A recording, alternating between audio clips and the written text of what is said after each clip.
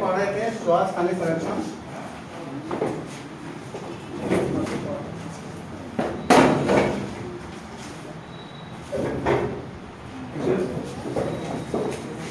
कल इन सीटों कंजर्वेशन पढ़े थे। स्वास्थ्य स्थानीय संरक्षण में हम लोग आज पढ़ेंगे राष्ट्रीय उद्यान। राष्ट्रीय उद्यान, नेशनल पार्क। कल का थोड़ा 5 मिनट कल का 5 मिनट रिकैप करते हैं। कल पढ़ाई क्या थी?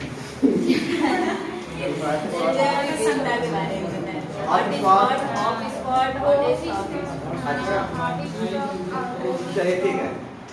बताइए आप लोग भारत के कितने स्थल हॉट स्पॉट में है? 4 चारों नाम बताइए। पूर्वी हिमालय, पश्चिमी घाट, उत्तर प्रदेश और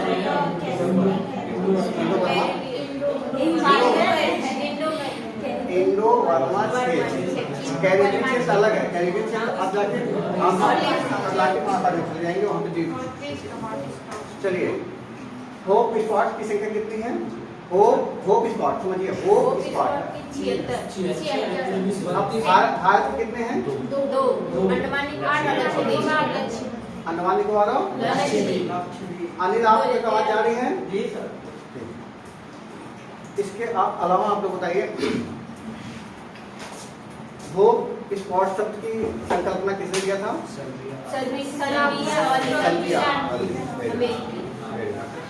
और हॉट स्पॉट की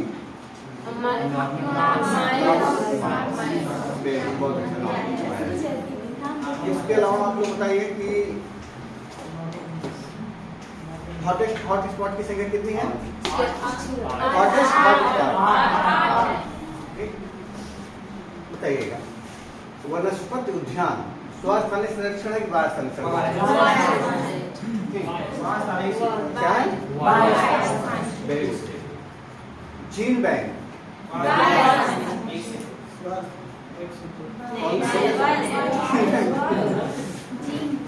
वनस्पति उद्यान, वनस्पति उद्यान, पवित्र उपवन, स्थानीय। पवित्र उपवन को ऐसे भी याद कर सकते हैं। पवित्र उपवन हम क्या करते हैं, उसको अपना आस्था का प्रतीक मानते हैं। आस्था का प्रतीक उसे मानते हैं जो पुराना वृक्ष होता है, जो अपने आप बना हो, ठीक, ताकि इसमें देवताओं का वास है, वन में देवताओं का वास है। ऐसे भी याद कर सकते हैं। स्वास्थ्य स्थानीय संरक्षण है, कहा जाए उनका वहीं पर संरक्षण किया जाता है। अगर सबको कोई समस्या आ रही है, इसके अलावा आप बताइए झील झील में कोई समस्या है? झील करना पड़ेगा। चलिए,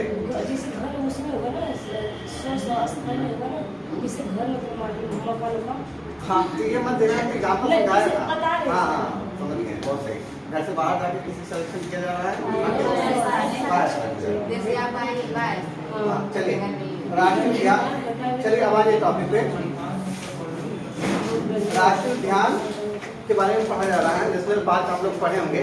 थोड़ा सा हमारा अप्रोच बदलेगा आपको, जैसे आप वन डे एग्जाम पर्पज से पढ़े होंगे और पीसीएस में भी जो होता है नेशनल पार्क किस प्रदेश में पाया जाता है, इससे संबंधित क्वेश्चन बना देते हैं। ठीक, हम थोड़ा सा इसको और अच्छे से आप लोगों को कोशिश करेंगे कि आपको ऐसा कराएंगे जैसे यूपीएससी का क्या अप्रोच है इस पर क्वेश्चन बनाने का, उस तरफ हम लोग पढ़ने की कोशिश करेंगे नेशनल पार्क से। तो सबसे पहले राष्ट्रीय उद्यान होता क्या है, इस पर हम लोग चर्चा करेंगे। तो आप लोगों को पता है कि राष्ट्रीय उद्यान के बारे में थोड़ा बहुत आप लोग पहले से जानकारी है। आपको ये बताएगा राष्ट्रीय उद्यान को हम तीन अधिनियम बता रहे हैं। बताइए, एक है पर्यावरण,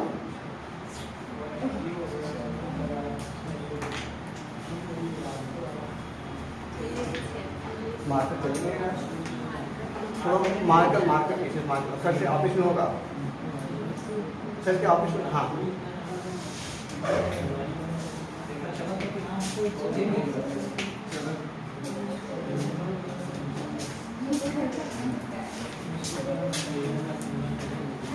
चलिए,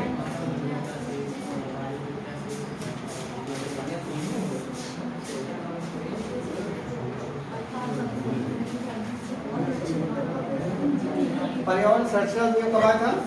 1972।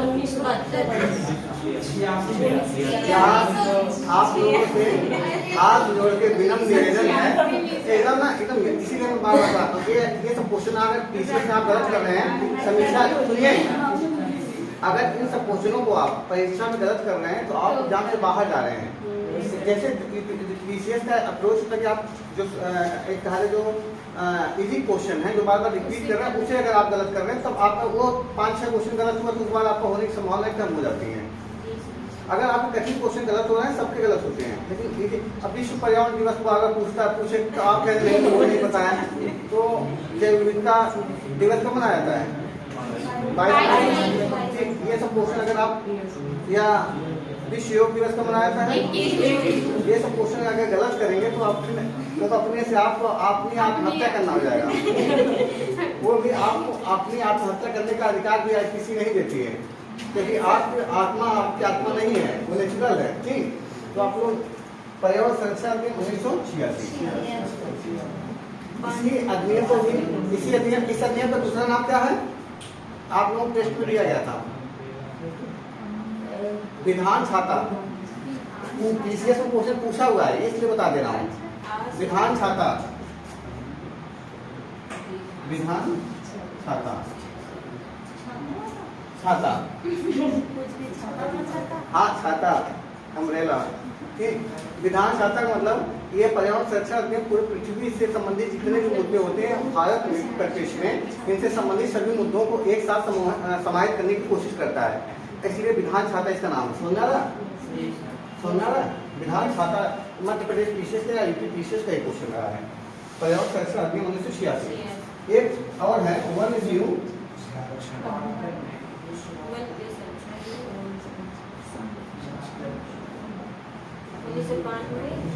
बताइए 1972 एकदम रख लीजिए। एक होता है वन्य जीव, तीनों अधिनियम एकदम रखे होने चाहिए। 1980 हो गया। इसके अलावा एक और बताइए,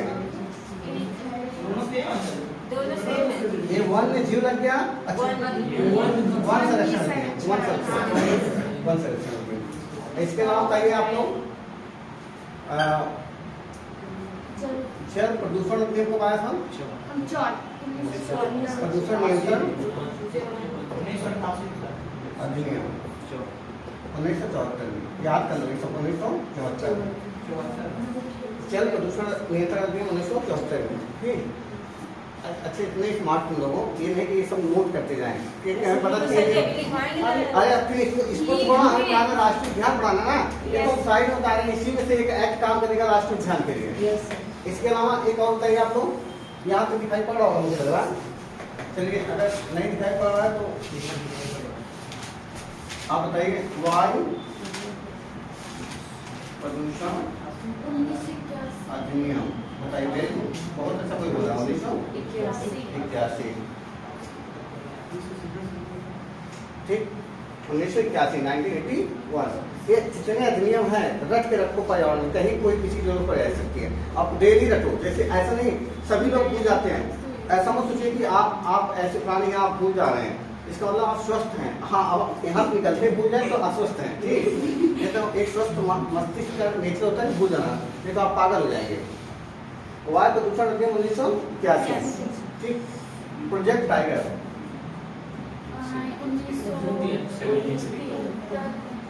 1973। वेरी गुड, बहुत अच्छे बच्चे हो। प्रोजेक्ट एलिफेंट बताओ। वेरी गुड, प्रोजेक्ट एलिफेंट कौन सा जाएगा? 1992 हो गया। प्रोजेक्ट एलिफेंट, प्रोजेक्ट टाइगर, ये सब कुछ है ऐसे जिनको आप हमेशा याद करके रखिए। क्योटो प्रोटोकॉल कब आया था? 1997। वेरी गुड, बहुत अच्छा निकल गया तुम्हारा, लग रहा सही कह रही थी, घर पे एनर्जी एब्जॉर्ब कर रही थी। Montreal protocol 1987। Montreal protocol, Kyoto protocol पढ़ाएंगे। ठीक, इतना हो गया। हाँ, देखिए सब पहले लीजिए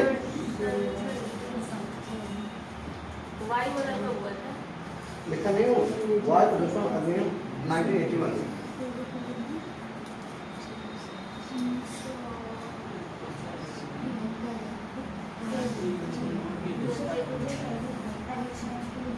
इसके नीचे क्या लिखा है? प्रोजेक्ट टाइगर और प्रोजेक्ट एलिफेंट। चलो हो गया, इतने आराम से लिख क्या करो। प्रोजेक्ट टाइगर और प्रोजेक्ट एलिफेंट कब आया था? अरे सब लिखा हुआ बोर्ड पे। तो एक बार बोल दीजिए, सभी नहीं प्रोजेक्ट टाइगर 1973 में और प्रोजेक्ट एलिफेंट 1992 में। अब इसी में थे, अब इन्हीं जो आप यहाँ पे करनी है ये पर्यावरण संरक्षण अधिनियम, पर्यावरण संरक्षण अधिनियम 1986, वन जीव संरक्षण अधिनियम 1972, वन संरक्षण अधिनियम 1980। इन तीनों अधिनियम से एक अधिनियम काम करता है जो राष्ट्रीय उद्यान के स्थापना के लिए। ये है वन जीव संरक्षण अधिनियम 1972। पहला क्वेश्चन ये बनेगा कि जो नेशनल पार्क स्थापित किए जाते हैं किस एक्ट के तहत किए जाते हैं? किस एक्ट के तहत नेशनल पार्क को बनाया जाता है? वन्य जीव संरक्षण अधिनियम 1972।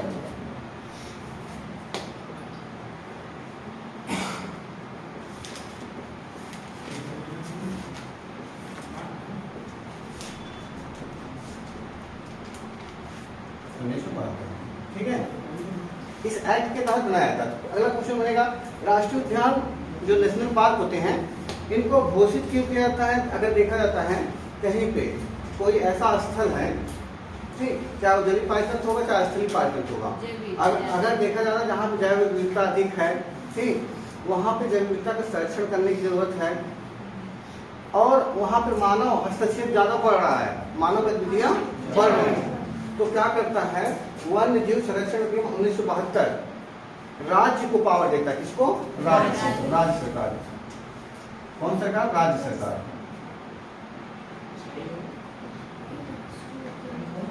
राज्य सरकार को पावर देता है कि अपने राज्य में, क्योंकि राज्य सरकार को पावर इसलिए दिया गया है जो नेशनल पार्क होंगे, राष्ट्रीय उद्यान होंगे, किसी राज्य के अंदर में होंगे, ठीक, तो राज्य के वन्य जीव संरक्षण अधिनियम 1972 राज्य सरकार को पावर देती है, वही घोषणा करता है। तो राष्ट्रीय उद्यान की घोषणा पूछेगा कौन करता है?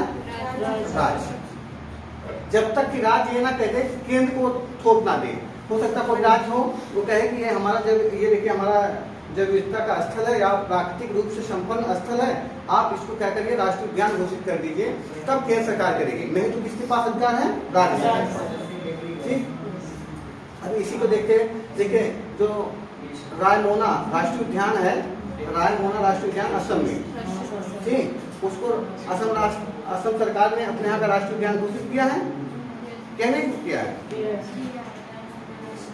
रायमोना ये लास्ट वाला है 106 नंबर का राष्ट्रीय उद्यान, रायमोना राष्ट्रीय उद्यान। इसमें ब्रह्मपुत्र की सारी नदियाँ प्रवाहित होती हैं, उसकी सारी नदियाँ इससे निकलती हैं। तो राज्य सरकार घोषणा कौन करता है? राज्य सरकार। इसके लिए घोषणा करने के लिए राज्य सरकार को क्या करना पड़ता है? राज्य सरकार को पहले एक प्रारंभिक अधिसूचना जारी करना पड़ता, पहले करेगी। क्या प्रोसेस है? अगर राष्ट्रीय उद्यान घोषित करना है या वन्य जीव अभ्यारण्य के लिए, दोनों के लिए कंडीशन सेम है। अभी हम बात कर रहे हैं कि अब पता हो गया राष्ट्रीय उद्यान सभी लोग जानते हैं कि क्या है, एक तरह का फॉरेस्ट होता है, ठीक।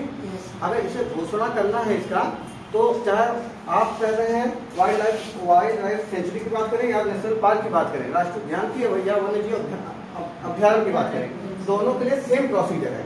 क्या कि पहले प्रारंभिक अधिसूचना जारी करना पड़ेगा आपको। इसे आप ही लोग मान लीजिए अधिकारी हैं, अगर आप किसी राज्य सरकार की तरफ से आप काम कर रहे हैं, तो प्रारंभिक अधिसूचना में क्या होता है, आप उस स्थल को, जिस स्थल को आपको नेशनल पार्क बनाना है, ठीक, उसको चिन्हित करेंगे। प्रारंभिक अधिसूचना में आप क्या करेंगे, उसे चिन्हित करेंगे और चिन्हित करने के बाद उसके महत्व को देखेंगे कि वहाँ महत्व उसका कोई है कि नहीं है। तो हमारा अब चार पेड़ है, उसको नेशनल पार्क घोषित कर देंगे तो अच्छा नहीं ना, ठीक। या उसमें बहुत सारी जनजातियां निर्भर हों, ऐसे क्षेत्रों को उसको भी नहीं कर सकते हैं, क्योंकि उनका क्या होता है, जो जनजातियाँ हैं उससे ज़्यादा अगर आश्रित जनजातियाँ तो उनके लिए दूसरा विकल्प नहीं है, और राष्ट्रीय उद्यान घोषित करते उन्हें क्या होना पड़ेगा, निकलना पड़ेगा। ठीक, मानव गतिविधि राष्ट्रीय उद्यान में प्रतिबंधित होती है। ठीक, तो इसलिए प्रारंभिक अधिसूचना जारी किया जाता है। और दूसरे जब प्रारंभिक अधिसूचना चिन्हित किया था, मेन रूप से इसमें ज़्यादा कोई काम नहीं किया था, राज्य सरकार क्या कर देती है, एक अधिसूचना एक नोटिस निकालती है और उसमें कह देती है कि ये जो है देखिए ये क्षेत्र जो है इसको हम क्या करने जा रहे हैं, राष्ट्रीय उद्यान घोषित करने जा रहे हैं। इसके बाद अंतिम अधिसूचना जारी होती है। अंतिम अधिसूचना जब जारी की जाती है इसमें आपको तरह तरह की प्रोसीजर से आगे निपटना होता है। जैसे इसी में आपको अगर अंतिम अधिसूचना जारी करना है तो कुछ सब पावर राज्य के पास है, मतलब किसी को राष्ट्रीय उद्यान बनाने की जो पावर है राज्य सरकार को, लेकिन एक प्रोसीजर से गुजरना पड़ेगा। अंतिम अधिसूचना में क्या होता है, आपको अगर देखा जाए इसी में आपको वन्य जीव संरक्षण बोर्ड से क्या करना पड़ेगा, बोर्ड वन्य जीव बोर्ड, इससे क्या करना पड़ेगा, वन्य जीव बोर्ड से आपको क्या लेना पड़ेगा, अनुमति लेना पड़ेगा। वन्य जीव बोर्ड कहाँ पे है, देहरादून। ठीक, वन्य जीव बोर्ड कहाँ पे है, देहरादून। एक क्वेश्चन ये भी हो गया। देखिए वन्य जीव बोर्ड से क्या करना पड़ता है, आपको अनुमति लेना पड़ता है। अगर इसमें जलीय पर्यटन क्षेत्र आ रहा है, अगर जलीय क्षेत्र, अगर मान लीजिए कोई नेशनल पार्क आप हैं बनाने जा स्थल है, तो आप वन्य जीव बोर्ड से आप अनुमति लेंगे, देहरादून में इसका मुख्यालय है।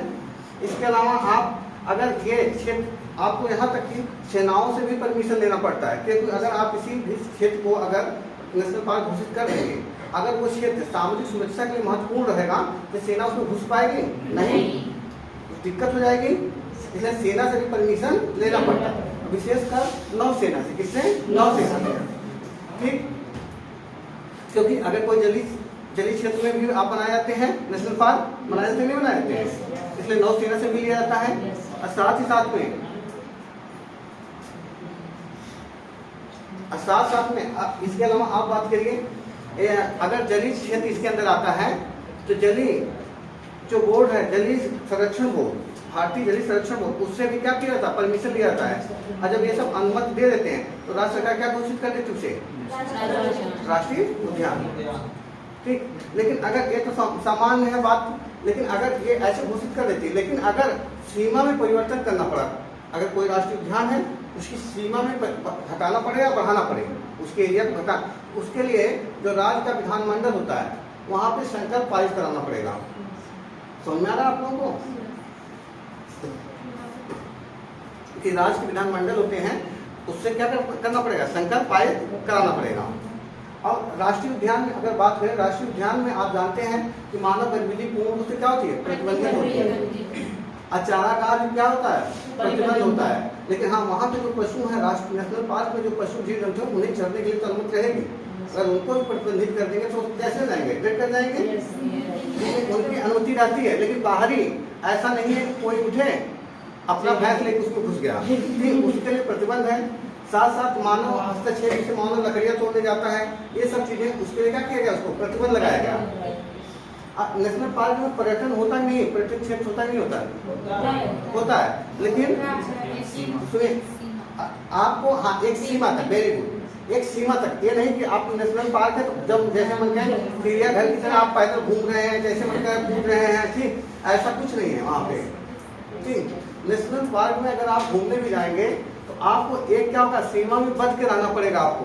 नेशनल पार्क में आप कोई हथियार नहीं ले सकते, नेशनल पार्क में आप लाइटर नहीं ले सकते, नेशनल पार्क में आप जहाँ जब तक बताया ना जाए कि यहाँ उतरने का कुछ स्पेस स्थान बनाया गया होता है। जब लंबे समय तक आप नेशनल पार्क में घूमते हैं, घूमने के बाद हो सकता है कि जिम कार्पेट में घुस गए, जिम कार्पेट में गए तो बहुत बड़ा विशालकाय होगा आपका, मतलब एक दिन तो उसी में चला जाता घूमने में। 3,000 रुपये के आसपास, नहीं 1500 के आसपास टिकट लगता है, ऐसे तो 1,1500 टिकट है।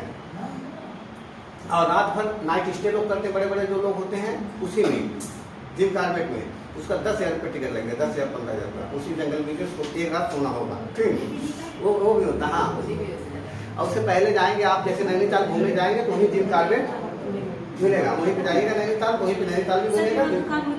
हाँ दुकान कैंटीन वहाँ पे है, कैंटीन नेशनल पार्क में नहीं रखी जाती है, चिड़ियाघर में नहीं डाली। अरे खाना कहाँ खाएंगे, तो आसपास खाना मार्केट हो भी है। वहाँ पे विशेष रूप से अगर आप नाइट स्टे करेंगे तो विशेष रूप से कैंटीन उसके अंदर आती है ढेर सारी। अरे बाबू सुनो, हम नेशनल पार्क में जिम कार्बेट में हम जो आई तैयारी कर रहे थे तो घूम के चले आए। ठीक ठीक,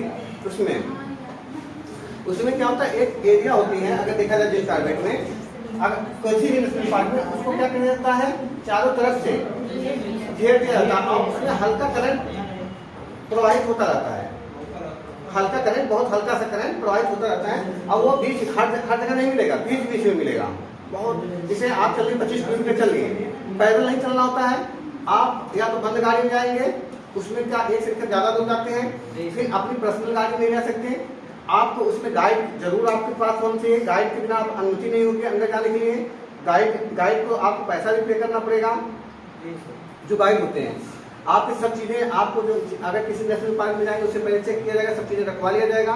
आपको नेशनल पार्क में कहीं भी नीचे उतरना ही नहीं गाड़ी से, नीचे गाड़ी से उतरे कोई अधिकारी देख लिया तो आपके ऊपर क्या वन्य जीव संरक्षण अधिनियम 1972 के तहत क्या हो जाएगा, केस हो जाएगा आपके ऊपर। ठीक समझ में आ रहा ना। और साथ ही साथ हाँ आप उतरेंगे, इसमें जब इस एरिया में आते हैं तो गाड़ी यहाँ खड़ा कर देते हैं, यहाँ पे आप जो है सुलभ शौचालय है। ठीक, अब कैंटीन में ऐसी कैंटीन तो हम नहीं देखे थे बहुत प्रभावशाली, जैसे आप चिड़ियाघर में होती हैं या कहीं और होती है, उतना प्रभाव नहीं, बहुत लिमिटेड चीजें होती है जो इन्वायरमेंट में कम से कम प्रभाव डाले। इसीलिए क्योंकि राष्ट्रीय उद्यान में तो एकदम हम जो है पेड़ पौधे ना, पेड़ पौधों को आप कलेक्ट भी नहीं, संग्रहण भी नहीं कर सकते। आप अधिकारियों से पूछो, पेड़ पौधे का या सामान्य व्यक्ति के संग्रहण नहीं कर सकते। संग्रहण तो क्या करना, कलेक्ट करना। ठीक, या उसको नष्ट भी नहीं, ऐसे कर रहे हैं कैसे एक्सीडेंटल तोड़ दिए। ठीक, सोचे जा रहे दत्तोन करने के लिए, कुछ लोग नहीं होते हैं तब ऐसे तोड़ दिए। और अगर वहाँ पे फॉरेस्ट अधिकारी ने देख लिया तो आपके ऊपर केस हो जाएगा, या हिरन का बच्चा है या ये है, आप गाड़ी पे बैठ के जाना पड़ेगा। ठीक, ये क्या नहीं बोलो बोलो, अच्छा अपना लोग बताओ, तुम लोग क्या बता रहे हो, किस नेशनल पार्क में गए थे? हाँ अच्छा अच्छा, तो उसमें क्या अनुभव रहा आपका? इसमें आप अनुभव की होंगे, इसमें जो गाड़ियाँ भी होती हैं उसमें एनिमल को संरक्षित कर दिया गया था, आप मतलब पूरा घूम सके थे, पूरा वहाँ रोड मैप बनाया गया। रोड मैप कई जोन होता है, आप जैसे बड़े जैसे जिम कार्बेट में जाएंगे तो आपको पूछा था किस साइड पे घूमना चाहेंगे, और एक लिमिट होती है इस साइड पे। जैसे जिम कार्बेट में कई साइड होता है, एक साथ नहीं, पर्यटक को एक साथ ही छोड़ दिया गया है, कई साइड बनी होती हैं क्योंकि वो बहुत देखा जाए एरिया में फैला होता है। ठीक, अब आप देखिए उसमें तो आप कुछ विशेष एरिया दिया जाता है, झिलमिल एरिया है ऐसे नाम होता है, झिलमिल एरिया में जाएंगे, ये ऐसे अलग अलग एरिया का नाम होता है। आपको एक साइड कोई उसमें शूट करना होता है, वो साइड कम से कम मुझे लगता है उसमें आप घुमाया जाएगा तो आपको 4 से 5 घंटा घुमाया जाता है गाड़ी से। गाड़ी मतलब टेम्पू नहीं, शेर आ जाए टेम्पू चला जाए, या तो बंद गाड़ियाँ होती हैं, या तो जिप्सी होती है। जिप्सी जानते हैं, जिप्सी इसलिए होती है कि जिप्सी क्या करती है, पेट्रोल गाड़ी होती है, पिकअप तेजी से बनाती है। अब सबको परमिशन नहीं होता है, वो जो विशेष रूप से ट्रेन किए हुए ड्राइवर होते हैं उन्हीं गाड़ियों को परमिशन होती है, वही गाड़ी आप ले आ सकते हैं। या तो आप कॉमन यूज कर लीजिए, अपनी गाड़ी में हम बहुत बड़े वो हैं, या प्रधानमंत्री उनकी बंदे भाई आप काट ले जाएगा ही। ठीक, नहीं सामान्य व्यक्ति हैं तो आप नहीं जा सकते हैं। ठीक, तो पर्यटन है, अपनी पर्सनल गाड़ी से वहां से नहीं जा सकते हैं। आप कोई भी अगर राष्ट्रीय उद्यान घोषित है तो उसमें कोई भी ऐसी मानव गतिविधि नहीं करेंगे जिससे पर्यावरण पे क्या पड़े, प्रतिकूल प्रभाव पड़ेगा। सबको सुनना है? चलिए, अब राष्ट्रीय उद्यान की जब बात की जाती है, नेशनल पार्क की बात की जाती है, तो विश्व में अगर देखा जाए तो सबसे पहला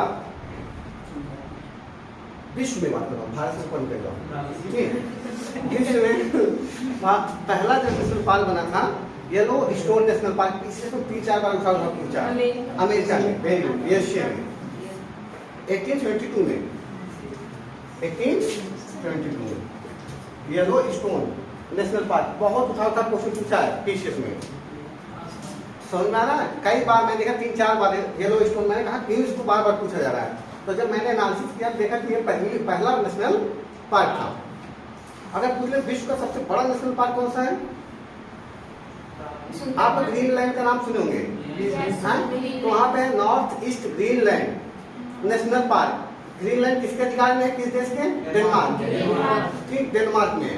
डेनमार्क में north east Greenland national park विश्व का सबसे बड़ा नेशनल पार्क है।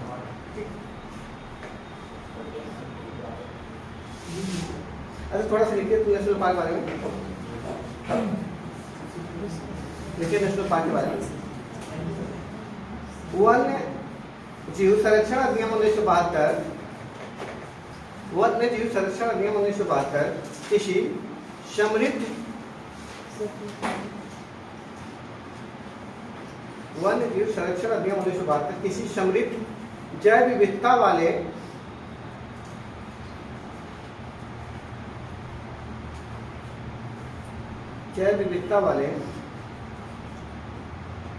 प्राकृतिक पारिस्थितिकी तंत्र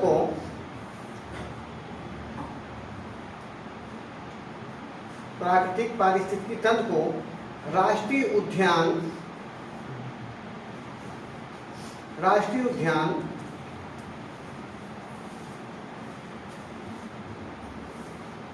घोषित करने की शक्ति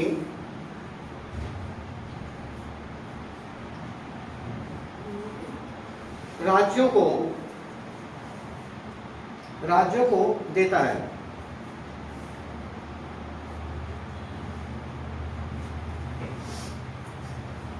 ठीक है, जो क्षेत्र, इसी में जो क्षेत्र पारिस्थितिकी जीव जंतुओं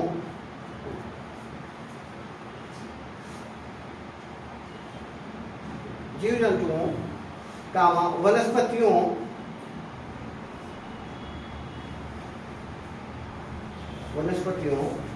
भू आकृतिक एवं जलीय महत्व के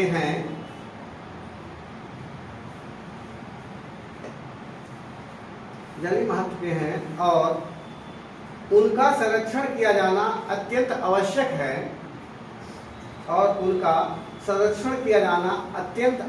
है।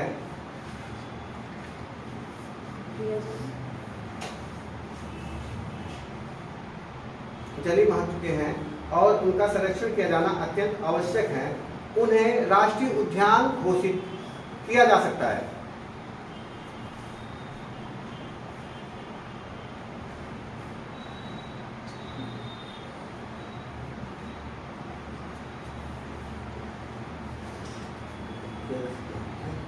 नोट कर लीजिए, नोट। राष्ट्रीय उद्यान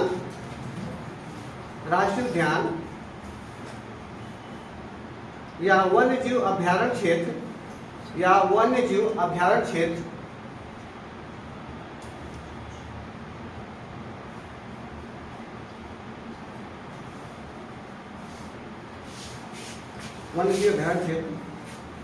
घोषित करने से पहले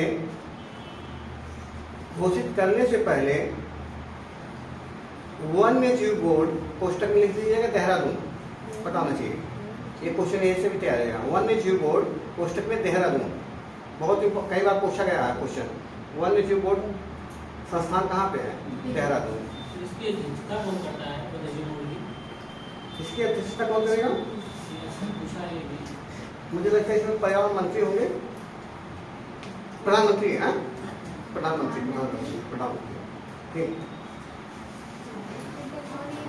ठीक लीजिए, वन्यजीव बोर्ड की अनुमति आवश्यक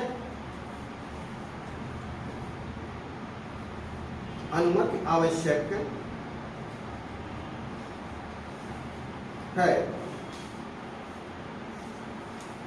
अनुमति आवश्यक है, समझ में?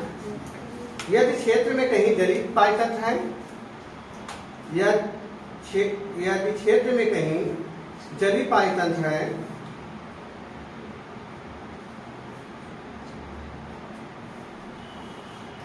जलीय पाइथन्स हैं तो उसके लिए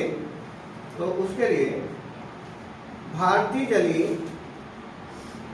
तो उसके लिए अगर किसी भी क्षेत्र में जलीय पाइथन्स है तो उसके लिए भारतीय जलीय जीव संरक्षण बोर्ड, अब इसका ये कहाँ पे है आप लोग बताइएगा, भारतीय जलीय जीव संरक्षण बोर्ड से अनुमति आवश्यक होती है, से अनुमति आवश्यक होती है।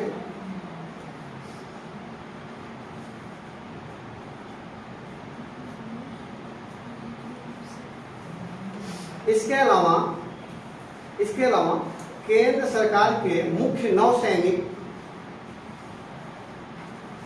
इसके अलावा केंद्र सरकार के मुख्य नौसैनिक एवं हाइड्रोग्राफर से अनुमति ली जाती है, एवं हाइड्रोग्राफर से अनुमति ली जाती है, अनुमति ली जाती है, एवं हाइड्रोग्राफर से अनुमति ली जाती है। ये हाइड्रोग्राफर क्या होते हैं? हाइड्रोग्राफर जो होते हैं ये इनका काम होता है, ये विज्ञान की एक शाखा, हाइड्रोग्राफी एक विज्ञान की शाखा ही है। इसमें क्या करते हैं, जो जलीय क्षेत्र होते हैं ठीक, उनकी सीमा के बारे में उन्हें नेविगेशन एक तरह से करना, उन्हें निगरानी करने से संबंधित कार्य किया जाता है। ठीक, उसमें जो जलीय सीमा में कोई परिवर्तन हो रहा है या जलीय सीमा कहाँ तक है, उसका संरक्षण कैसे, क्या हो रहा है, समय समय पे निगरानी करना इसका काम होता है। ठीक है, इसके बाद आप चलिए लिखिए और आप पैराग्राफ चेंज कर लीजिएगा। भारतीय जलीय, ये तो आप लोग दिया हो ना असाइनमेंट, पूरा सारा कर दें। ये बता रहा हूँ कि आप लोग जैसे एक कंटेंट एक किताब से देखेंगे तो इससे ज़्यादा चीज़ें अभी आपको मिलेंगी, कहीं पे भी आप यूट्यूब पे देखिए, कहीं भी देखिए, उससे आप किताबों देखिएगा, उससे ज़्यादा समाज करके एनालिसिस करके जितना हो सके हम देंगे। और आपको भी क्या करना, यही पर्याप्त नहीं होता। कोई टीचर कह रहे हमारा जो टॉपिक पढ़ाया गया पर्याप्त है तो आप वहाँ पूरा बेवकूफ बना रहा। आप जितना एनालिसिस कर सके, एक रोड मैप देना टीचर का काम होता है। यूपीएससी में यूपीएससी तो कोई बताए, विकास यूपीएससी सर थे पहले, हम लोग बताते थे पहले क्या करते थे, पेपर गेस करते थे। कुछ फिर एक बार ऐसे माहौल बन गया था पेपर गेस करना कि हाँ ये टॉपिक पढ़िए यहाँ से क्वेश्चन मिलेगा। एक बार गेस किया क्वेश्चन बन गया, अपने मुँह से बता रहे थे, तो यूपीएससी कोई नहीं समझ पाया है। हाँ, लेकिन उसके अप्रोच को समझ के पढ़ना चाहिए कि क्या पूछता है, कैसे पूछता है, क्या करना होगा, वो आपको अधिक। अब जैसे 106 नेशनल पार्क हैं, या तो हम 106 नेशनल पार्क को नाम लिखवाएं, ठीक, तो 106 दिन चलाए, उसके बाद एनालिसिस कराएं उस पर, तो आपको हम बता दें। तो अब आपके अंदर टेंडेंसी होनी चाहिए कि आप जिस पे पा रहे उसके बारे में एनालिसिस करते रहिए। जहाँ पे कोई घटनाएं घट रही हैं, जहाँ पे कोई नया शोध हो रहा है, उस पर आप एनालिसिस करते हुए आगे बढ़िएगा। इसमें शोध क्या करना, उसमें ये मत पढ़िएगा कितनी प्रजातियां पाई जाती हैं, वहाँ की विशिष्ट प्रजातियों के बारे में पढ़ाया आपसे क्वेश्चन बन जाता है। वहाँ पे कौन सी रिवर्स फ्लो हो रही है, इस पर क्वेश्चन बन जाता है। यूनेस्को की सूची में है कि नहीं है, इस पर बात बनेगी। आपसे तरह तरह के ऐसे क्वेश्चन बनते हैं। अब ये नहीं कि कोई अपना जहाँ है उसमें कितने पौधे हैं, कोई पढ़ रहा कितना उसका एरिया है, कितना वर्ग किलोमीटर में, ये सब पढ़ रहा है, फालतू में अपनी एनर्जी लगा रहे हो। ठीक, तो वर्तमान में देखिए, वर्तमान में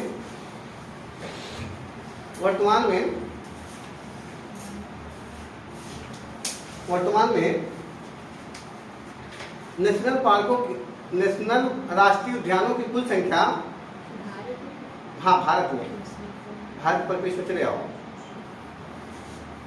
कुल संख्या कितनी है? 100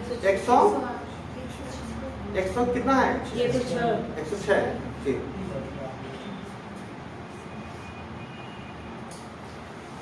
देहिंग लिखिए, देहिंग पटकई राष्ट्रीय उद्यान, देहिंग पटकई, हाँ पटकाई लिखी है, पटकाई, देहिंग पटकाई राष्ट्रीय उद्यान और रायमोना राष्ट्रीय उद्यान, रायमोना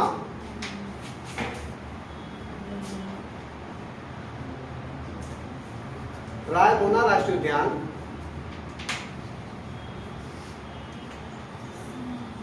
ये कहा जाए कि रायमोना राष्ट्रीय उद्यान ये अंतिम में ही ऐड हुए हैं। ठीक, समझा ना। और दोनों कहाँ पे हैं? असम में। असम में है, ठीक। और दोनों लगभग ब्रह्मपुत्र नदी की सहायक नदियों पे ही हैं, ठीक। जैसे अब जैसे देहिंग जो आगे नाम पढ़ा ना, देहिंग पटकाई, देहिंग एक नदी है, ठीक। दिहांग अलग है, देहिंग अलग नदी है, ठीक। समझ में आ रहा है? इसके अलावा जो रायमोना राष्ट्रीय उद्यान है ब्रह्मपुत्र की सहायक नदियों पे है। अब उस सहायक नदियों का नाम लिखना है, लिख लो। अब देखो एक चीज और बताऊं, सुनिए मेरी बात सुनिए, एक चीज सुनिए। आप ब्रह्मपुत्र की सहायक नदी दूसरे में खोजेंगे, तीन का द्वीप का नाम दे देगा, ठीक। आप नेट पे खोजेंगे, किसी ने 4 नाम दिया होगा, किसी ने 5 नाम दिया। आप क्या करेंगे, यूपीएससी तैयारी कर रहे हैं ना, जैसे ब्रह्मपुत्र है, गंगा है, इनकी अब यूपीएससी क्या कर रहे हैं, सहायक छोटी छोटी नदियों का नाम पूछ रही है। अब एक जगह नहीं आपको मिलेगा, एक जगह नहीं मिलेगा, तो अलग अलग नहीं, जहां जहां से मिले उसको बनाती रहेगी। लिख लो, लिख लो। सोनकोश, सोनकोश,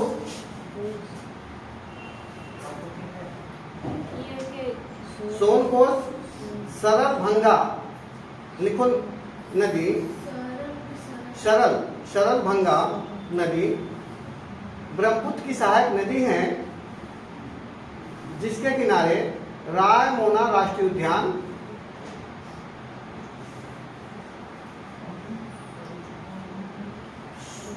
सोनकोश, सरलभंगा नदी ब्रह्मपुत्र की सहायक नदी। अपनी सोनकोश हो गया, आपको पता होगा एक नदी ऐड कर लीजिए, अपने जितना आपके पास इससे पहले पता होगा उसको ऐड कर लीजिए। सरलभंगा, सरलभंगा,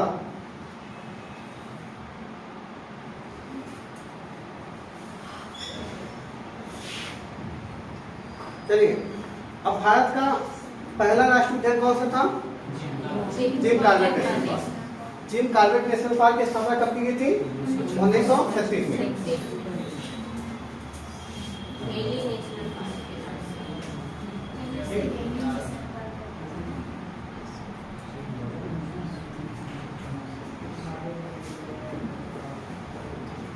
जिम कॉर्बेट नेशनल पार्क की स्थापना किया गया 1936 में।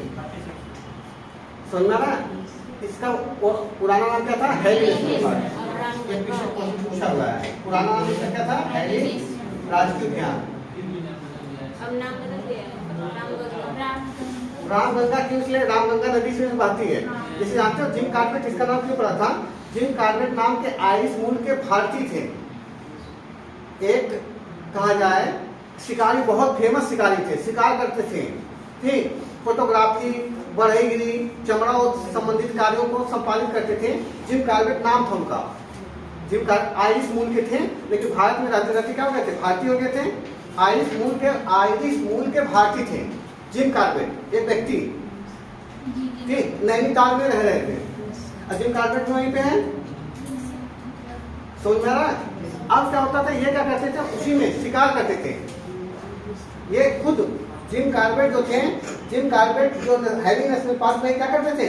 शिकार करते थे। साथ ही साथ बढ़ईगिरी का भी काम करते थे, फोटोग्राफी के भी शौक करते, फोटोग्राफी भी करते थे। और जब जिम कॉर्बेट से जो कहा जाए बाघ, तरह तरह के बहुत जो बाघ थे निकलते थे, तेंदुआ, बाघ, ये जो शिकार करने लगते थे मनुष्यों का, तो उनको ये मार गिराते। बहुत बेहतरीन शिकारी थे। कहीं पे अगर वहां पे तेंदुआ आ गया, बाघ आ गया, तो ये जाते थे, बिना मारे वापस नहीं आते थे।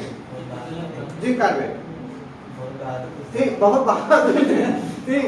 लेकिन बाद में इनको अंदर से हमेशा बहुत 400 एक बगनी थी, 434 लोगों को मार दी थी। 434 लोगों को नेशनल पार्क के आसपास के इलाके में निकल जाते हो सब भोजन की तलाश में, भोजन की तलाश में निकल के बाद अब एक बगनी थी, उसमें 434 लोगों को मार दिया था। आइए उसको मार गिराए जिम कॉर्बेट। तो ये खतरनाक शिकारी थे, पूरे विश्व में इनका बात किया जाता है जिम कॉर्बेट को एक अच्छे शिकारी के रूप में। फोटोग्राफर के अच्छे थे। सभी मुगल पुरस्कार की सिफारिश वो आप लोग देखेंगे, ठीक। और उन्हें बाद में इनको क्या हुआ, अब बाद में ये संरक्षण भी करने लगे। जैसे क्या होता है, इधर परिवर्तन होना, इधर परिवर्तन हो गया। और इन्होंने क्या किया, इधर परिवर्तन जिम कॉर्बेट का हो गया इनका। जिम कॉर्बेट व्यक्ति जो थे, इनके अंदर हृदय में परिवर्तन जब हुआ, इन्होंने क्या करने लगे, अब वो संरक्षण करने लगे। अब मेन उद्देश्य इनका खाली रह गया था फोटोग्राफी, क्या फोटोग्राफी, इसीलिए इन्हीं के नाम पे पड़ा था, इसका नाम जिम कॉर्बेट राष्ट्रीय उद्यान, समझा ना। आयरिश मूल के भारतीय थे। हेरिंग राष्ट्रीय उद्यान, इसमें से कौन सी दो नदियां बहती है बताइए? रामगंगा, आप लोग इसलिए बताए ना, रामगंगा, रामगंगा और एक और नदी का नाम बताइए?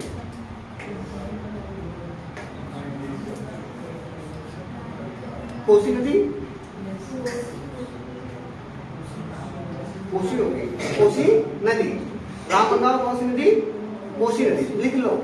यही सब पूछेगा, जैसे क्वेश्चन बना दिया था, ऐसे स्टेटमेंट बनाता आजकल। हाँ? तो कोसी एक छोटी नदी बिहार में, अच्छा तुम्हारा नाम कंचन है, इसके अलावा कंचन कोई नहीं होगा? नहीं होना चाहिए। अरे नहीं होना चाहिए, पहले कोई कंचन रहा होगा। रामगंगा और कोसी नदी, आप इसीलिए इसी का नाम रामगंगा जो नेशनल पार्क हो गया है, ठीक। मुख्य नदी कौन सी है? रामगंगा। क्वेश्चन बना देगा, स्टेटमेंट बना देगा कि जिम कॉर्बेट भारत का क्या है, सबसे पहला नेशनल पार्क था, जिसकी स्थापना 1936 में किया गया था, ठीक। इसके बाद इसी में प्रोजेक्ट टाइगर भी लॉन्च की थी इंदिरा गांधी 1973 में, प्रोजेक्ट टाइगर बात हुई थी ना, जो 1973 में हुआ था, जिम कॉर्बेट नेशनल पार्क में ही उसे क्या किया गया था, लॉन्च किया गया था, समझ में आ रहा ना। इसके अलावा इसमें दो नदियां बहती हैं, रामगंगा और कोसी नदी, लिख लीजिए इसमें। ये भारत का सबसे पुराना नेशनल पार्क है, इसका पुराना नाम जानी है, आधुनिक नाम आप लोग खुद कर दिए, बता दिए हैं। अब अच्छे से क्वेश्चन बनेगा, भारत का सबसे बड़ा नेशनल पार्क कौन सा है? हेमिस, लिख लो। भारत का सबसे बड़ा राष्ट्रीय उद्यान हेमिस नेशनल पार्क है, जो लद्दाख में है।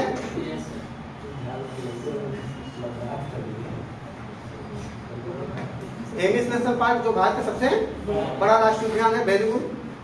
भारत का सबसे छोटा राष्ट्रीय उद्यान कौन सा है? South button. साउथ, जितने बटन वाली बात आएगी, जितनी बटन की बात अंडमान निकोबार चले जाना, साउथ बटन, मध्य बटन, ठीक, नॉर्थ बटन, जितने बटन है सब नेशनल पार्क हैं, कहाँ? अंडमान निकोबार। देखो, तो सबसे छोटा national park south button national park कहाँ पे है? अंडमान निकोबार में।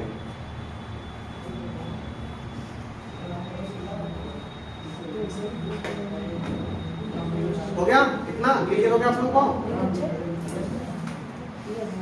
अच्छा, आप लोग बताइए, सबसे पुराना जिम कॉर्बेट, सबसे बड़ा हेमिस नेशनल पार्क लद्दाख में, और सबसे छोटा साउथ बटन अंडमान निकोबार में। इतना हो गया आप लोगों का? इसके बाद आप ये बताइए, यूनेस्को का नाम सुने आप लोग? यूनेस्को का नाम सुने ना? 1945 में 24 अप्रैल 1945 मारो मुझे। 16 नवंबर 1945 में इसका गठन हुआ था। मुख्यालय पेरिस में, फ्रांस में, पेरिस में, समझ में आ रहा है? 16 नवंबर 1945 में यूनेस्को, इसका फुल फॉर्म क्या होगा? The United Nation Education Scientific Cultural and Cultural Organisation, ठीक। यूनेस्को का मुख्यालय कहाँ? पेरिस में है, ठीक। इसकी स्थापना हुई थी 16 नवंबर 1945 में। यूनेस्को में भारत के इस समय कितने, कहा जाए, धरोहर भी है और प्राकृतिक नेचुरल चीजें भी हैं उसमें, सांस्कृतिक चीजें भी हैं, तो कितने चीजें हैं टोटल इस समय? कितना? कोई बोला सही? कोई 40 सही बोला, 40, तो ठीक। ये क्वेश्चन पीटीएम सीट है, इसे बन जाएगा आपको पीसीएस में।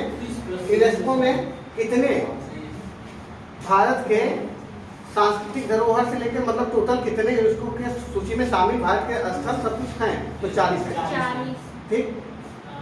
इसमें बताइए नेशनल पार्क कितने शामिल हैं? अब ये क्वेश्चन अब नेशनल पार्क से आएगा, यूपीएससी का नेशनल पार्क सबको पता है, कौन सा नेशनल पार्क कहाँ, लगभग सबको पता हो गया। आप बताइए, यूपीएससी कहेगी एक नाम दे दिया, नेशनल पार्क का नाम दे दिया, इसके बाद राष्ट्रीय उद्यान, एक कहा जाए साइबेरियन क्रेन नामक प्रवासी पक्षियों का एक आवास है, एक स्टेटमेंट एरिया जो कहाँ पर अवस्थित है, राजस्थान में, ठीक। और दूसरा स्टेटमेंट एरिया यह भारत के यूनेस्को की सूची में शामिल है। अब ये वाला स्टेटमेंट नहीं पता रहेगा, ठीक। अब तुक्का बनना पड़ेगा। अब एक तार यही आएगा कंडीशन, यही बनेगा यूपीएससी में।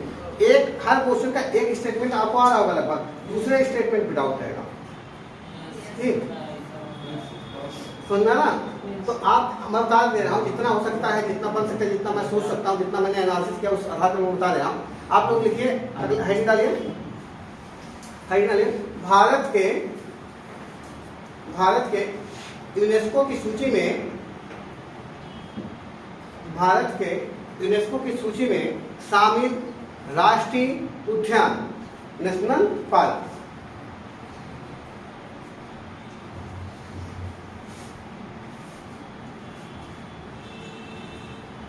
कितने? 40 नहीं है, 40 तो टोटल है उसमें। जैसे सबसे लास्ट में किसको डाला गया, धौलावीरा को, हाँ धौलावीरा डाला गया नहीं अभी, वो धरोहर है, ठीक।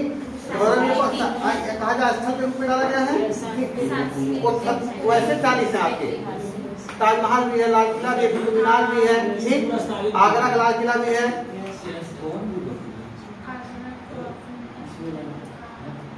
आगे बताएं आप लोगों को।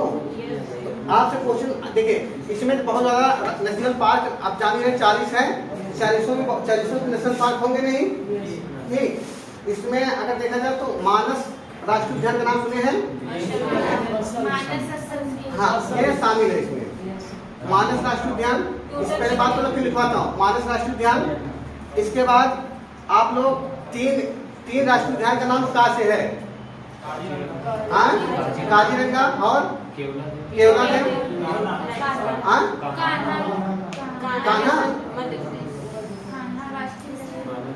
केवला देव, काजीरंगा और का सेवा कौन सा बताइए? नहीं,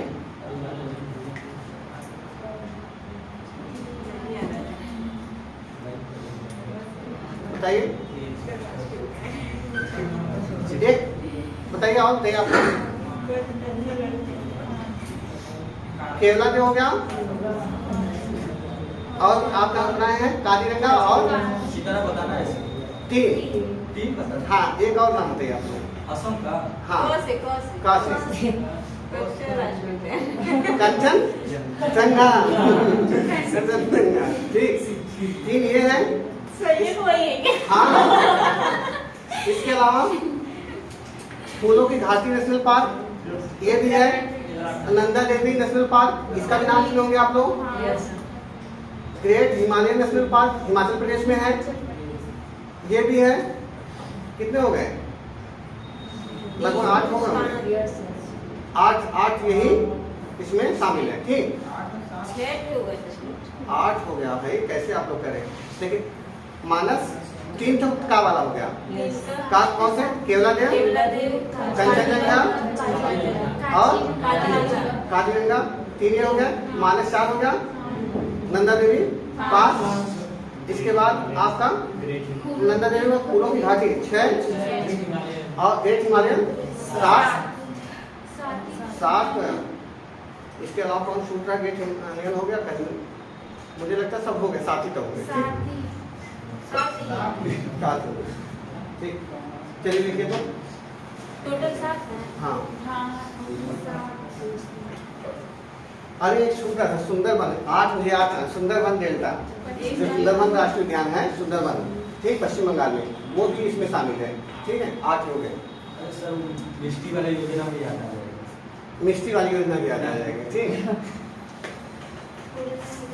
अच्छा सुनिए, आप लोग जो इसको लिखिएगा, जितना मैं इसमें ऐड करा दूँ, कौन से जैसे इस जो मैं लगभग अपने से नेट पर सर्च करके, क्योंकि नेशनल पार्क में रिवर्स कई बार पूछे हमारे खुद की गलत हुए थे, क्योंकि पूछ लिया नेशनल पार्क में, यहाँ तक सोचा ही नहीं गया था इस नेशनल पार्क में ये रिवर्स बढ़ती है, तो मिस्टेक हो गया यूपीएससी में। तो हम चाहते थे जितना हमने एनालिसिस किया, आप किताबों में देखेंगे कम ही मिलेगा, हमने उससे ज़्यादा कोशिश कर लिया है अपने नेट से सर्च मार के कौन सी नेशनल पार्क में कौन सी रिवर्स बढ़ती है। इसके अलावा आप भी प्रयास करिएगा, ठीक। हम जितने लिखवा रहे हैं उसका बता देना है कि किस रिवर्स में कहाँ बढ़ती है, उसका फेमस क्या है, ठीक। लिखे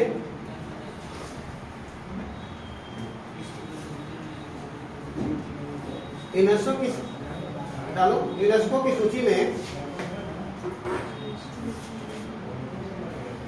सूची में भारत के अभी तक आगे बढ़ सकता है, ठीक, बाद में मत करना 4 साल बाद कोई आगे गलत हो गया ठीक, कलर बढ़ गया है, ठीक। भारत के 8 राष्ट्रीय उद्यानों को इसमें शामिल किया गया है। आप एक एक लिखिए, उसके बारे में बता दे रहा हूं। पहला लिखिए तो मानस राष्ट्रीय उद्यान। मानस राष्ट्रीय उद्यान 1985 में से शामिल किया गया। लिख लेना, मानस राष्ट्रीय उद्यान कहाँ पे है? असम में, ठीक। आप मानस राष्ट्रीय उद्यान जानते हैं? मानस, अब कोई पूछे तो मानस अगर ब्रह्मपुत्र है तो ब्रह्मपुत्र मानेगा, ब्रह्मपुत्र ना रहे तो मानस इसका नाम है, मानस नदी है। मानस क्या है? नदी है, वही नदी उसमें बहती है। मानस राष्ट्रीय उद्यान में कौन सी नदी बहती है? मानस। और जो ब्रह्मपुत्र की सहायक नदी है, हाथियों के लिए है ना? अभी तो बताने जा रहा हूँ, अभी तो मानस नदी समझ लो, ठीक। लिख लीजिए, यह है मानस राष्ट्र, लिखिए मानस राष्ट्रीय उद्यान में मानस नदी बहती है जो ब्रह्मपुत्र की सहायक नदी है।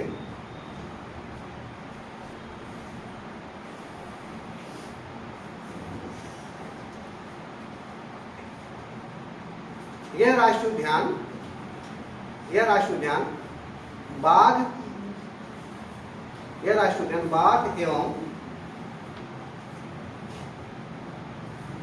एवं हाथियों के लिए प्रसिद्ध है।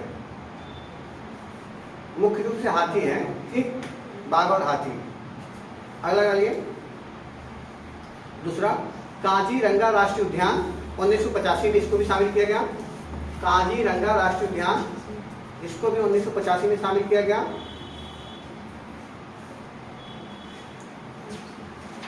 काजीरंगा राष्ट्रीय उद्यान 1985 में, ये कहाँ पे है? असम में। लिख लो, वहीं पे लिखते जाओ, असम, ठीक। काजीरंगा राष्ट्रीय उद्यान में ब्रह्मपुत्र नदी बहती है। लिखना, कौन सी नदी इसमें जाती है? लिख लीजिए, ब्रह्मपुत्र नदी। हाँ, एकदम लिख दो, ब्रह्मपुत्र नदी। बीच से निकलती है। अरे शहर पूछता है, नहीं सर, ये पूछती मतलब किस साइड से। तो नदी शहर जैसे गोरखपुर पूछेगा तो वो शहर के उसमें बताएगा। ये बीचों बीच में से जा रही है, दाएं बाएं कैसे बता देंगे? उसको शहर पूछता है, जैसे पूछेगा अरे ये ब्रह्मपुत्र नदी, ब्रह्मपुत्र की किससे मिलेगी, हम किससे बताएं? कॉमन सेंस से आप ब्रह्मपुत्र बता रहे हैं, आपसे बात कर रहे हैं। आप जैसे अगर आप लोग जैसे सुनिए तो बता रहा हूँ आपको, जैसे आप उतना समझदार आप लोग समझ रहे हैं, ठीक, उतने समझदार भगवान ने बनाया है आपको, ठीक, लेकिन वो अधूरा है अभी। इतना करा दे रहा हूँ ना, इतना आप जाके यूट्यूब पे वीडियो देख लेना, ठीक, या 10 किताब पढ़ लेना। अगर कहीं इतना अगर एक ही जगह दिखा देना तो बताइएगा। आप कुछ अप्रोच कर लीजिएगा। शहर के बारे में पूछता है, कौन सा शहर या कौन सी राजधानी किस नदी के दाएं तट पे है बाएं तट पे। नदियां पूछता कौन सी नदी आगे दाएं से मिल रही बाएं से मिल रही है, ठीक। हम भूगोल के टीचर हैं, भूगोल क्लास लगाओ, पढ़ा देंगे, ठीक। ऑलरेडी आप भी एनालिसिस करिए, साथ साथ में इतना ऐड करवा रहे हैं। आप काजीरंगा में ब्रह्मपुत्र नदी बीच से जा रही है, उससे दाएं से दूसरे जब बीच में कैसे बताया जाए बाएं से? ये तो अपने ऊपर आप संदेह नहीं हो पा रहा है, ठीक। आप है हमारा बात दाएं है बाएं है, ठीक।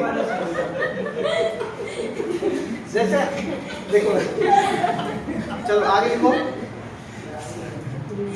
ये फेमस है एक सिंह गैंडा के लिए, देखिए असम के मुख्यमंत्री के फोन लगाए। एक सिंह वाले गैंडे के लिए फेमस है, एक सिंह वाले गैंडे के लिए, एक सिंह वाले गैंडे के लिए फेमस है, एक सिंह वाला गैंडे। दूसरा तीसरा लिखे, केवला देव राष्ट्रीय उद्यान। केवला देव राष्ट्रीय उद्यान कहाँ पे है? 1985 में इसको शामिल किया गया था, 1985 में। केवला देव राष्ट्रीय उद्यान 1985 में। ठीक, किस नदी किनारे है लिखिए, इस नदी में, इस नदी से संबंध है, इसको लिखिए, किनारे मत तुम लिखो। बाण गंगा नदी, कौन सा? बाण गंगा नदी, बाण गंगा नदी लिखो। ये फेमस है साइबेरियन सारस के लिए। साइबेरियन सारस प्रवासी पक्षी है, साइबेरिया से आती है। साइबेरियन सारस के लिए इसे पक्षियों की स्वर्ग भूमि बोलते हैं। क्वेश्चन बना देगा, किस नेशनल पार्क को पक्षियों की स्वर्ग भूमि बोलते हैं? इसी को, हाँ, यही घना पक्षी विहार भी इसी का नाम है। घना पक्षी विहार किसी का नाम है?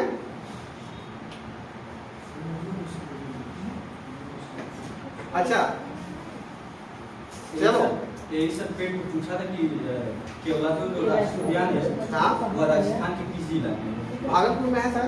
हाँ, भरतपुर भरतपुर भरतपुर है, भरतपुर में है। भागलपुर बोल रहा हूँ, भरतपुर है। चौथा, सुंदरबन राष्ट्रीय उद्यान 1987 में है, लिख लेना। साइबेरियन सारस क्रेन के लिए, साइबेरियन सारस के लिए फेमस है। ठीक, अब कौन सी नदी बहती है ये बहुत जरूरी है, नहीं तो आप नेट पर खोजेंगे तभी मिलेगा। बाण गंगा नदी। ठीक, पक्षियों की स्वर्ग भूमि से ही बोलते हैं। ठीक, अब अगला, सुंदरबन राष्ट्रीय उद्यान 1987 में इसको ऐड किया गया। सुंदरबन राष्ट्रीय उद्यान में अब तुम लोग पूछे किस नदी के तट के किनारे है? वो डेल्टा बना है, डेल्टा इसमें गंगा भी आ रही है, ब्रह्मपुत्र भी आ रही है, मेघना है, लेकिन गंगा ब्रह्मपुत्र मेघना। ठीक, सुंदरबन राष्ट्रीय उद्यान 1987 में से पश्चिम बंगाल में। कहाँ पे है? पश्चिम बंगाल में। पश्चिम बंगाल में वो कौन नदी किनारे कौन सा शहर है? क्या अरे जो बच जाए वो अपने लगे अपने पास से हाँ, वोट देंगे। उसके बाद अब, अच्छा, बंगाल टाइगर के लिए फेमस है, लिख लीजिए, बंगाल टाइगर। सुंदरबन राष्ट्रीय उद्यान किसके लिए फेमस है? बंगाल टाइगर के लिए। जो तुम लोग हो यूपी टाइगर, यूपी में दुधवा नेशनल पार्क है। हाँ? किस जिले में? लखीमपुर की। उसमें गैंडा रखे गए हैं, गैंडा। पहला गैंडा पुनर्वास संरक्षण बनाया गया था 1986 में। जी, गैंडा है, यूपी में क्या है?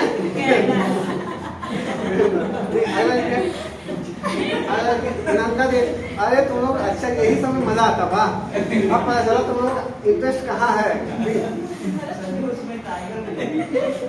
आप किस तुम्हारे जैसे रखे गए हैं। मैंने ये नहीं कहा कि टाइगर नहीं रखे जाते, मैंने कहा गैंडा के लिए पहला पुनर्वास, कभी पूछेगा गैंडा के लिए पहला पुनर्वास केंद्र किस नेशनल पार्क में स्थापित किया गया था? Dudhwa national park, Lakhimpur Kheri, 1986। ठीक, लिखिए, अगला लिखिए, नंदा देवी राष्ट्रीय उद्यान। नंदा देवी राष्ट्रीय उद्यान उत्तराखंड 1988 में शामिल किया गया। डेट याद करने की मुझे नहीं लगता संभावनाएं हैं, सन याद करना जरूर नहीं, लिखवा दे रहा हूँ। 1988 में, हाँ ठीक, 1988 में। कौन सी नदी है? ऋषि गंगा नदी, लिख लीजिए, ऋषि गंगा नदी। ऋषि गंगा, ऋषि, हाँ है तो। अब नंदा देवी उत्तराखंड में तो ऋषि में मिलेगा ना। ऋषि गंगा नदी किस लिए फेमस है? कस्तूरी मृग, कस्तूरी मृग, मिर्च। बहुत सही है। फूलों की घाटी राष्ट्रीय नहीं आती है भाई, कश्मीरी मिर्च आती है, कस्तूरी भी आती है। लिखिए, फूलों की घाटी राष्ट्रीय उद्यान, राष्ट्रीय पार्क। फूलों की घाटी राष्ट्रीय पार्क कहाँ पे है? उत्तराखंड। इसमें बताओ कौन सी नदी बहेगी फूलों घाटी में? पुष्पावती नदी, लिख लो, नदी का नाम लिखो, कौन सी नदी इसमें? अब दाएं बाएं मत देखना। पुष्पावती नदी। इसको कब शामिल किया? इसको 2005 में।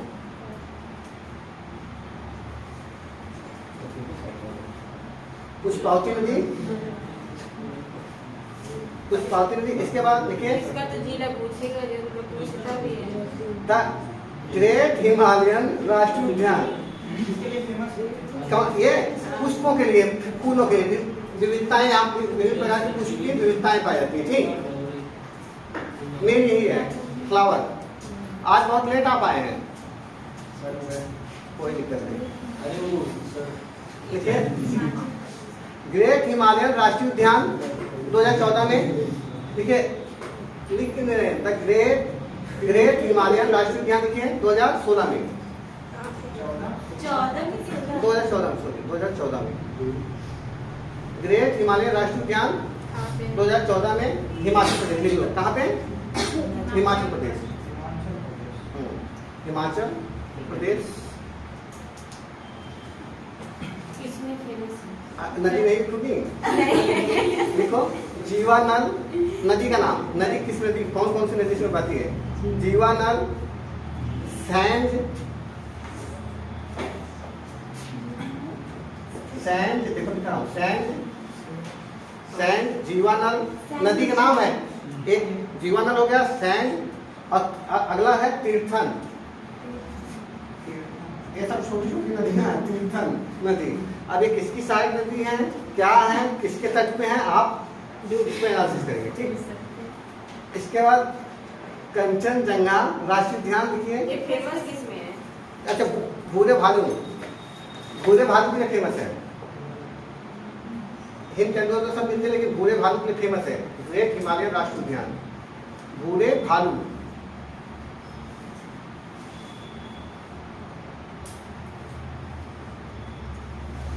अब इसके बाद लिखे कंचनजंगा राष्ट्रीय उद्यान, ये कहाँ पे है? सिक्किम में 2016 में से शामिल किया गया, 2016 में से शामिल किया गया। नदी लिखिए, नदी तीस्ता नदी, तीस्ता नदी के किनारे है, तीस्ता नदी इसमें प्रभावित होती है। तीस्ता नदी, अच्छा तीस्ता नदी किसकी सहायक नदी है? ब्रह्मपुत्र। Very good. देखिए ब्रह्मपुत्र की कई सहायक नदियां मिली छोटी छोटी। सर गंगा कहा जाता है। ठीक, गंगा नहीं, वो जाके जब ब्रह्मपुत्र में मिल रही है। ठीक, मतलब गंगा से कोई अस्तित्व था तो आप एनालिसिस करिएगा, बताइएगा। फेमस किसके लिए है? देखिए कस्तूरी मृग, हिम तेंदुआ, कस्तूरी मृग, हिम तेंदुआ, लिखा तो है। ये हो गया, ठीक है। इसके अलावा जो है आप देखिए थोड़ा सा, देखो हम लोग, अच्छा इसका एक बार रिवीजन कर लिया था क्योंकि ये इंपॉर्टेंट है और हमें लगता है आप लोग लगभग सबको याद भी हो गया कुछ। ये हम पढ़ा रहे बाबू, जो ऐसे नेशनल पार्क जो यूनेस्को की सूची में शामिल है। यूनेस्को की स्थापना कब हुई बताया गया? 16 नवंबर 1947 को। इसका मुख्यालय क्या है? यूनेस्को का फुल फॉर्म क्या है? द यूनाइटेड नेशन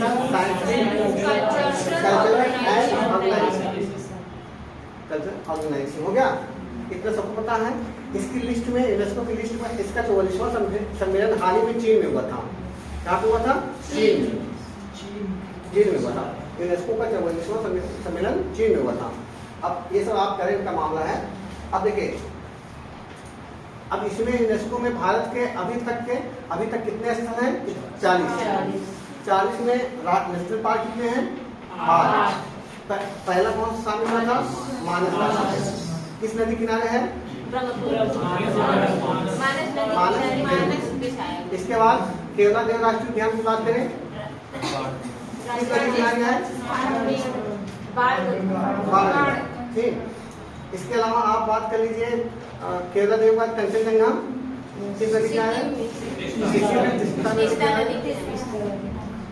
सुंदरवन पश्चिम बंगाल में। इसमें कौन कौन? बंगाल टाइगर के लिए फेमस है। ठीक, इसमें नदियाँ तो ब्रह्मपुत्र भी मिलेंगी, गंगा भी मिल जाएगी, मेघना भी मिल जाएगी। ठीक, और बहुत सारी छोटी छोटी नदियाँ होंगी। इसके बाद आप अगर बात करें, इसके बाद हम कौन सा बताए थे आप लोगों को? फूलों की घाटी। फूलों की घाटी में कौन सी नदी बहती है? पुष्पावती नदी, पुष्पावती नदी फूलों की घाटी में। और ये जो है इसके बाद नंदा देवी राष्ट्रीय उद्यान, इसमें कौन सी नदी बहती है? ऋषि गंगा। ठीक, इसके बाद आप लोग को क्या बताया गया था? काजीरंगा बता दिया ना? नहीं काजीरंगा, हाँ काजीरंगा हो गया था ना? कितने किनारे है? एक सिंह वाला गैंडा। ठीक, अब फिर उसको लिख देंगे क्या? जैसे आपसे क्वेश्चन पूछेगा उत्तर प्रदेश में, उत्तर प्रदेश किसी से बार-बार क्वेश्चन रिपीट करता है, तो जो बच्चे अगर जिनको पता हो तो उनके लिए तो सही है, जिनको नहीं पता है तो उसमें उत्तर प्रदेश में एकमात्र राष्ट्रीय उद्यान कौन सा? दुधवा राष्ट्रीय उद्यान है। ठीक, जो जिला पूछ लिया था कई बार उत्तर प्रदेश में, उत्तर प्रदेश जिला पूछेगा ज्यादा। ठीक, तो क्या पूछा था? लखीमपुर खीरी जिले में अवस्थित है। इसमें हाँ गैंडा पुनर्वास के लिए पहला केंद्र स्थापित किया गया था 1986। इसके बाद एक और लिख दीजिए, किबुल लामजाओ। किबुल लामजाओ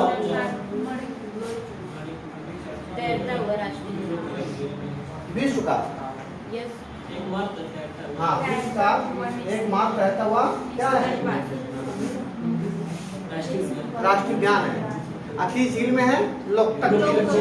लीजिए लोकटक झील में कहाँ पे है? मणिपुर। यहाँ डांसिंग डियर मिलता है। डांसिंग डियर लिख लो। डांसिंग डियर, रियर नहीं डियर। डियर मतलब क्या होता है? संतोष तुम इतना पीछे बैठे हो, उनको क्या लग रहा है? Dancing dear. डांसिंग डियर है, डियर नहीं है।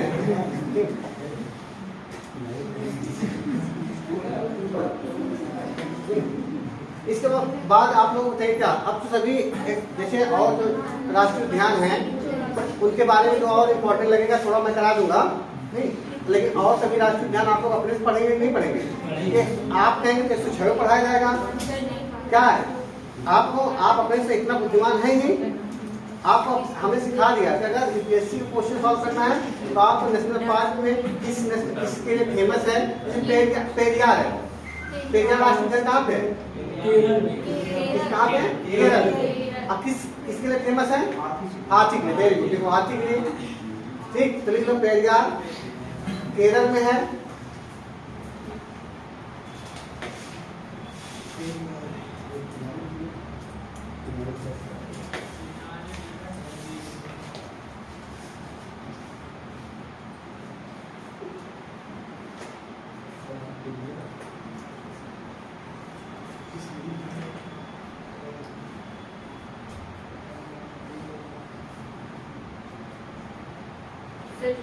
साइलेंट वैली बात नहीं सुनेंगे।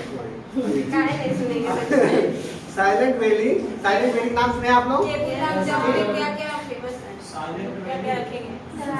साइलेंट वैली आप वही वैली भाई आज शांत घाटी समझ लो। बताओ कौन सी नदी शुरू आती है? मुझे पूछा हुआ है। लिखो कुंती पुजहा नदी। कुंती पुजहा नदी।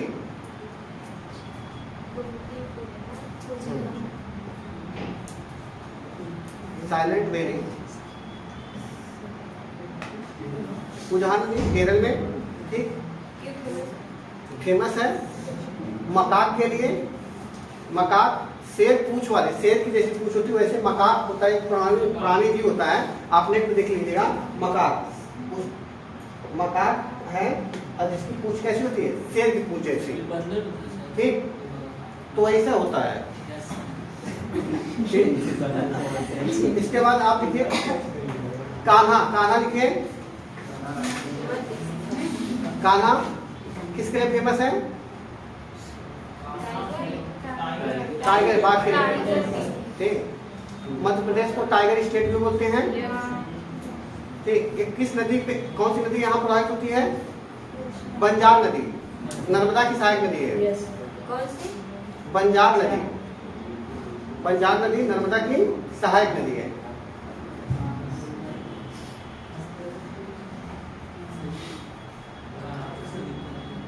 आप पन्ना राष्ट्रीय उद्यान, ये भी बहुत फेमस है, कहाँ? मध्य प्रदेश। इसमें नदी पूछ लेता है इन सब का, क्योंकि इस नदी का विवाद होता रहता है यहाँ पे। इसको जोड़ने से नहीं छोड़ा जा रहा है। जैसे इसमें कौन सी नदी आती है? केन नदी। पन्ना राष्ट्रीय उद्यान में कौन सी नदी आती है? केन।